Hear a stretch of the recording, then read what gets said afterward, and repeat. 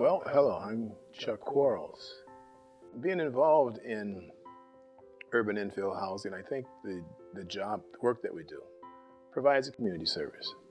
I mean, the community is underserved as it is, the housing stock is old, and so when you're able to do affordable housing, the type of housing, you have a sense of what the community needs.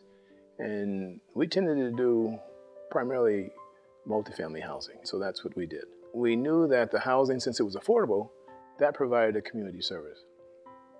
And we've done that over the last 25, 30 years.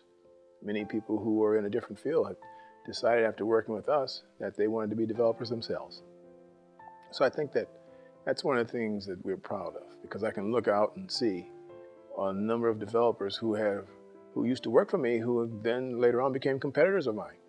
Hi, my name is Starlett Quarles. I am president of UrbanX Marketing, born and raised right here in Los Angeles, California. I think one of my most proudest moments of community service is having the opportunity to host President Barack Obama in our home for a breakfast fundraiser last year in June. But it was the impact that it had on our community and the responses that we got from our neighbors and just from Black Angelenos about how proud they were to know that the president came south of Wilshire. Children tend to want to emulate their parents.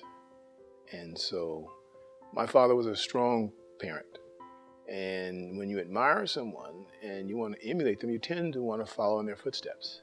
While I was a kid in school, he used to take me out to the job site and during the summers. And I'd work as a laborer and decided I wanted to be as far away from this as possible. This is not something I want to do.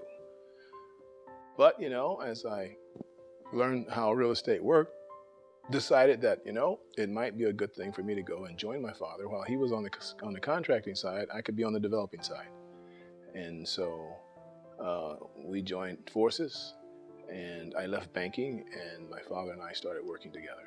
And perhaps that's what happened with Starlett, my daughter. I think that she grew up in a household where she watched me work hard, and I think I pushed her in a certain direction. And being having our personality that tends to want you to be your own boss and not be dictated to, but have control of your daily activities and do something that you really enjoy doing as opposed to doing something that somebody else wants you to do.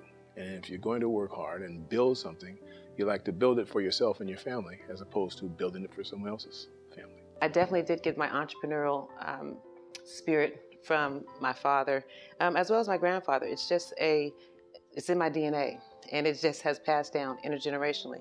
With both of my parents' strong personality traits in terms of entrepreneurship and giving back, it just made it so easy for me to fall into this line of work, to be able to not only share what we're doing as a family, but to be able to be an example of other Black families that have long-term wealth creation and to show what it looks like. I think one of the things that I learned from my father's success is that while he was born and raised in South Los Angeles, and although he went through Vietnam and then going to Harvard, where he laid his hat was in his community. We've gone through a number of recessions, and of course we've gone through what they call housing booms. And, we came through all of them. We've been blessed. I mean, God's been good. This upcoming May, I will be hosting an event to be able to establish and create the Black agenda called A Dialogue with Black LA. And the goal of this effort is to engage Black Los Angeles to be able to create an agenda that we can hold not only the next mayor accountable to, but any of our politicians across our local community. So it is an educational effort to get more civically engaged and inspire a generation to become more civically engaged, especially in our local political process.